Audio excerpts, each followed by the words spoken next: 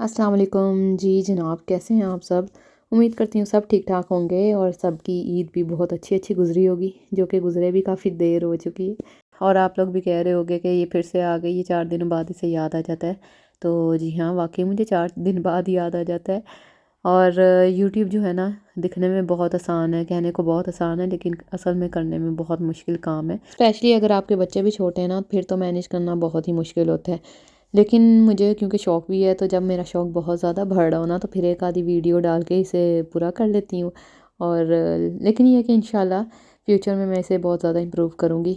लेकिन माशाल्लाह से जो लेडीज़ डेली बेसिस पे ये वीडियोस वगैरह अपलोड करती हैं ना, तो वो तो बहुत ही हिम्मत और हौसले वाली हैं, और मैं उन्हें बहुत ज़्यादा अप्रिशिएट करती हूँ।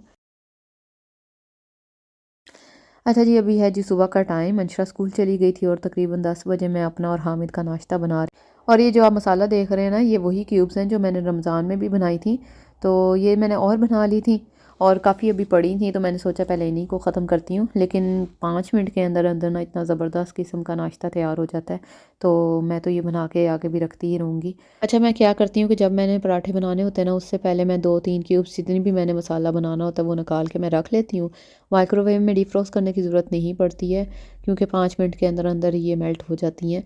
और फिर पराठों के साथ साथ ये भी मैं हल्की आग पे पका लेती हूँ, और थोड़ा सा ऑयल और मिर्ची मैं और ऐड करती हूँ। ओए होए होए होए, लवली लवली लवली, एक अंडा यहाँ पे आना था पर नहीं आया। अच्छा, आज मेरे पास शिमला मिर्च भी पड़ी थी, तो उसे भी मैंने अंडों से पहले डाला था, और बहुत ज़्यादा पहले नहीं डाला वरना वो सौगी हो जाती है, अच्छी नहीं लगती है। और जो अंडे हैं ना, उनके ऊपर मैंने थोड़ा सा ओरिगानो भी ऐड किए, बड़े मज़े का फ्लेवर आता है।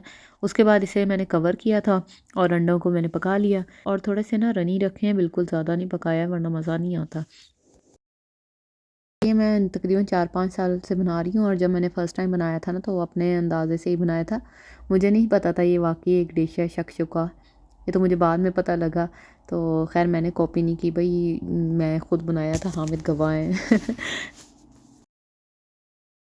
लेकिन ख़ैर वो तो एक बड़ी स्पेशल सी डिश है। तो ये तो बस जल्दी-जल्दी वाला काम ही कह लें आप। अच्छा, नाश्ते से फ्री होके मैंने किचन साफ़ किया, उसके बाद मैं आ गई हूँ बच्चों के रूम में। और यहाँ आपको काफ़ी ज़्यादा रश नज़र आ रहा होगा, क्योंकि मैं यहाँ पे ये जो सामने दीवार है ना, यहाँ मैं बनवा रही हूँ वाइट रिगाल, जो मेरे पुराने वाले घर में भी मैं यूज़ करती थी। उसमें ना इतना कुछ सिमटता है कि आपकी सोच है। तो ये बहुत अच्छी चीज़ है, स्पेशली बच्चों के रूम के लिए या स्टडीज़ क्राफ्ट वगैरह के लिए। इसमें बहुत कुछ सिमट जाएगा। और ख़ास बात ये है कि सिर्फ सिमटता नहीं है, दिखने में भी अच्छा लगता है।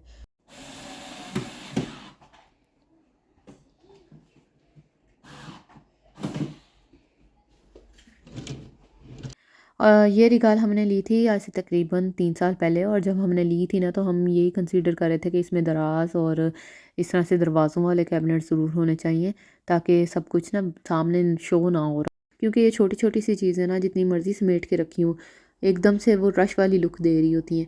लेकिन अगर इन्हें ड्रॉर्स या कैबिनेट्स वगैरह में कवर करके रखो, तो ज़्यादा नीट लुक आ रही होती है।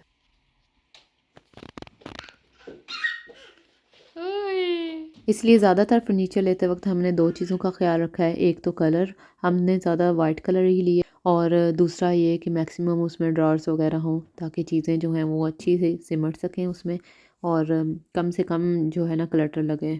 अभी मैंने वक्ती तौर पे इसे सेट कर दिया था, और नीचे जितने भी ये ओपन शेल्फ्स हैं ना, इनमें मैं सिर्फ आलमगीर के टॉयस रखूँगी, क्योंकि इधर मैं कुछ भी रख लूँगी वो 2 मिनट भी नहीं टिकेगा, 2 मिनट बाद ही वो फर्श पे पड़ा होगा। तो अभी आप देख ही सकते हैं, मैंने चीज़ें रखी थी और वो फ़ौरन पहुँच गया। इसे खेलना नहीं होता, इसे सिर्फ उठा उठा के चीज़ें बाहर फेंकनी होती हैं। इसलिए फ़िलहाल मैंने इनमें इसी के खिलौने वगैरह रख दिए हैं, और कोशिश की है कि जितने भी नीचे वाले शेल्फ हैं ना, दोनों रिगाल के, उसमें मैं कोई छोटी छोटी चीज़ें ना रखूं, क्योंकि ये मुंह में डालता है फिर। उसके अलावा ये जो आप बॉक्स देख रहे हो ना, ये है फोल्डिंग टेबल। इसके अंदर टेबल है और थोड़ा सा शेल्फ वगैरह है। ये मैं पहले तीनों बच्चों की दफ़ा मैंने इसे as a changing table use की है। और ये हमारी एक अलमारी का पार्ट है, और उस अलमारी की ख़ास बात ये थी कि आप उसके किसी भी पार्ट को ना अपनी मर्ज़ी से एडजस्ट कर सकते हो, उसकी पोजीशन को। और इसके अलावा आप अलग से, जिस तरह से ये लगा हुआ है, उस तरह से लगा भी सकते हो।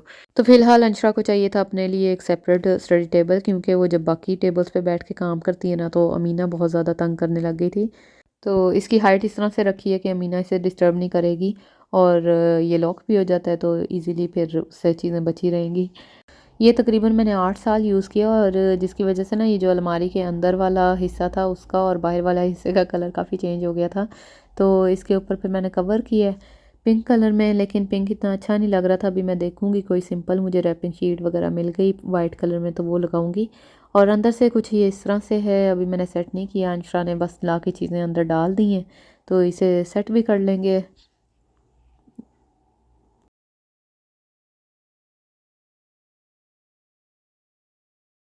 तो अभी मैंने हामिद को कहा था कि अंशरा को साथ लगा के थोड़ा बहुत इसे सेट कर दें ताकि ये एटलीस्ट आज होमवर्क कर ले, तो फिर इंशाल्लाह 1-2 दिन में मैं इसे सेट कर दूँगी।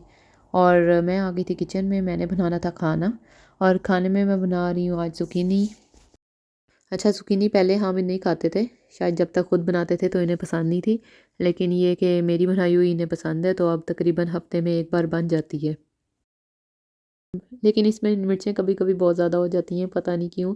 अगर आप नॉर्मल हांडी जितनी डालोगे ना तो वो ज़्यादा हो जाएँगी, इसलिए इसमें ना आम हांडी से थोड़ी-सी कम मिर्च डलती है। और ज़ुकीनी ना बेबीज़ के लिए भी बहुत अच्छी होती है, तो आलमगीर को भी मैं अक्सर ही बना के देती थी। पहले तो मैं बेबी फूड की तरह ही इसे देती थी और मैंने उनकी रेसिपीज़ भी आई थिंक 2-3 शेयर की हुई हैं। लेकिन अब मैं थोड़ा-थोड़ा ना इसे सालन पे भी लगा रही हूँ क्योंकि इतनी मिर्चें तो होती नहीं हैं, तो रोटी के साथ जब मैं थोड़ा-सा देती हूँ तो अब शुक्र है खाने लग गया है। तो इसमें सबसे पहले मैंने प्याज को ब्राउन किया है और प्याज जितनी देर में ब्राउन हो रहे हैं तो मैं zucchini भी काट लूँगी।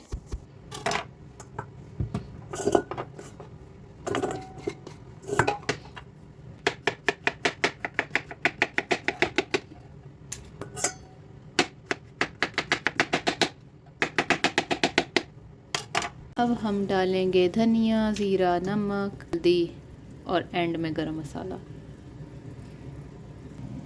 इसके अलावा मिर्च भी डाली थी, मैं वो शो मारने में भूल गई। ये मसाला तो भुना गया, अब इसमें मैं डालूँगी 1 टमाटर।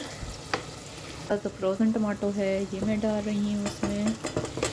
चल भी, चल चल धन्नो, तभी हम थोड़ा सा भूनेंगे। सिंपल मसाला भूनना है, हांडी बनानी है। वैसे जल्दी जल्दी में भी कभी कभी हांडी अच्छी बन जाती है, ऐसा नहीं है कि बस सर से उतार रही हूँ। ये जितनी मेहनत से बनाओ उतनी ख़राब हो जाती है। साथ साथ मैं मसाला भूनूंगी और साथ साथ हम खाएंगे किन्नू। किन्नू तो नहीं, किन्नू के साथ मजाक ही है, खैर बेचारी किन्नू है किन्नू। और आजकल मेरे हाथों पे बड़ी चोटें आ रही हैं, बस क्या बताएं।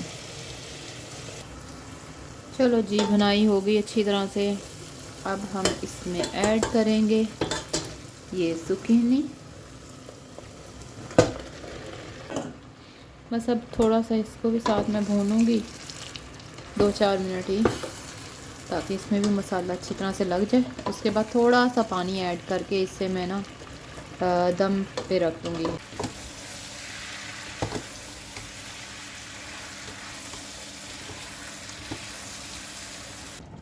और इसके अंदर मिर्चें भी डालनी थी जो कि मैं भूल गई, तो वो मैं अभी डाल देती हूँ। ये हाल हुआ इस टाइम मेरे किचन का, तो अभी मैं इसे साफ़ करूँगी सारा कुछ, ठीक है। अभी स्कूल से आई थी तो उसको भी खाना वगैरह दिया है और उसका लंच बॉक्स, बोतल, ये सारी चीज़ें।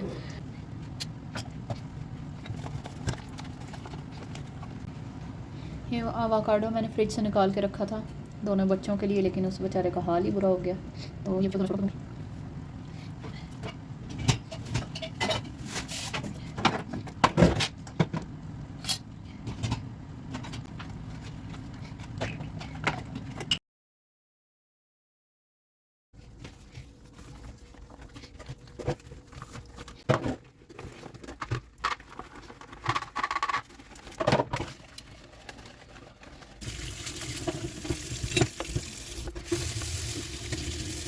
और ज़ुकीनी को अभी मैं थोड़ा सा मैश भी कर दूंगी साथ साथ, क्योंकि थोड़ी बड़ी है तो टाइम ज़्यादा लेगी और इस तरह से मैश करके ही अच्छी लगती है, वरना खड़ी खड़ी नहीं अच्छी लगेगी।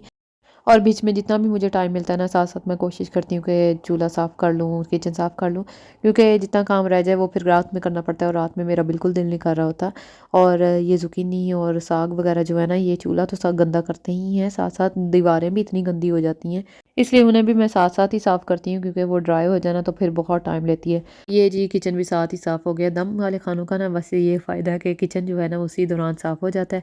और अब बस मैं रोटी बनाऊँगी, सलाद बनाऊँगी और हम खाएँगे। ये देखें ज़ुकीनी भी ऑलमोस्ट तैयार है। इसमें मैंने एंड में गरम मसाला भी डाला था। और अब मैं बना रही हूँ रोटियाँ। और रोटियाँ जो है ना वो अल्लाह का शुक्र है हम ज़्यादा ताज़ी ही खाते हैं। जो बाज़ार वाली होती है ना फलादन ब्रोड वगैरह वो बहुत कम आती हैं। सिर्फ ये कि गेस्ट के आने पे या कभी मैं बहुत ज़्यादा थकी हूँ तो फिर आती हैं, अदरवाइज़ मैं घर में ही बनाती हूँ। वैसे मुझे पाकिस्तान वाले ना गैस के चूल्हे बहुत याद आते हैं। 5 मिनट में रोटियाँ बन जाती हैं। ये इलेक्ट्रिक स्टोव पे तो इतना ज़्यादा टाइम लगता है और रोटी किसी काम की नहीं होती। शेप इतनी अच्छी बनती है लेकिन उसे पकाने में जो उसका सत्यानाश होता है।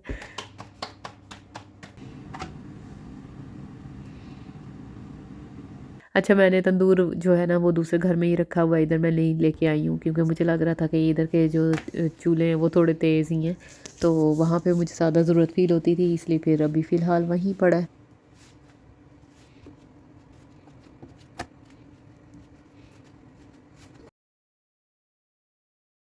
रोटी बनाने के बाद मैंने बनाया सलाद। और सलाद जो है ना वो आजकल तो मैं कोशिश करती हूँ डेली बेसिस पे बना लूँ। वैसे डेली बेसिस पे नहीं बनता क्योंकि हामिद इतने शौक से नहीं खाते। बस मैंने अब रोटी कम की थी और सलाद पे थोड़ा फोकस किया तो इसलिए बन जाता है। वैसे जो चीज़ घर में हो उसके मैं बना लेती हूँ, खाली खीरा भी हो तो वही चल जाता है। तो आज मैं सेब भी ऐड कर रही थी। सेब जो है ना वो बहुत मज़े का लगता है सलाद में, खट्टा मीठा सा ज़रा टेस्ट आता है, अच्छा लगता है। थोड़ी-सी चीज़ पड़ी थी वो मैंने ऐड की है और ये जो सिरके वाले ऑलिव्स होते हैं ना इन्हें बारीक-बारीक काट के ऐड कर दिए मैंने। और फिर मैं इसमें ऐड कर रही हूँ कॉर्न। और जो कॉर्न है ना ये अंशरा शौक से खा लेती है तो इसी बहाने थोड़ा-सा सलाद भी खा लेगी। और अगर अंशरा कोई चीज़ खा ले ना तो अमीना भी कोशिश करती है, ट्राई कर लेती है। अगर अंशरा इनकार कर दे शुरू में ही तो फिर अमीना बिल्कुल भी नहीं खाती है। इसलिए मैं कोशिश कर रही हूँ कि अंशरा एटलीस्ट इस पे लग जाए।